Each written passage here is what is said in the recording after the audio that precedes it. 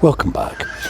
Because welding proved almost impossible, I've just sort of look at this mess. I've just been trimming another part of the sill, which I know was rusty. It's going to be a totally separate. So this is the patch I tried to weld in, but it's going to take a lot of fiddling about. Actually, as it happens, the wind's gone down now, but it's getting a bit late. I've had enough, so I'll come back to welding this in place. But I've cut this section out here. I want to try and keep that as original. There's no rust there. That's original metal, so I'm going to keep that. We've got a drain hole here, which is original, and it appears to be pretty decent. There's a hole there, so I'll have to cut a good sort of, I don't know, that'll probably be about 10 millimetres square.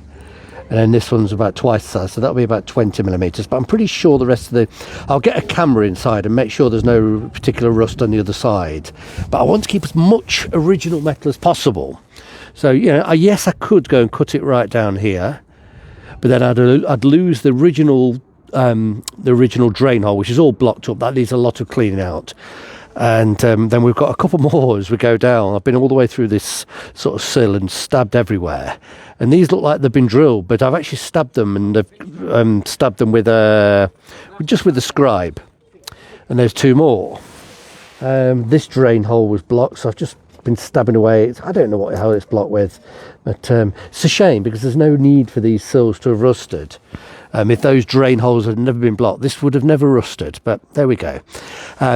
I need to sort of get a disc cutter and trim vertically with the disc cutter up, get a nice clean cut, but it's getting late. I'm not going to do that. It's noise. I'm working in the street, but the inner sill seems okay. When I trimmed the hole on the other one, there was a hole on the inner sill, so we should be okay.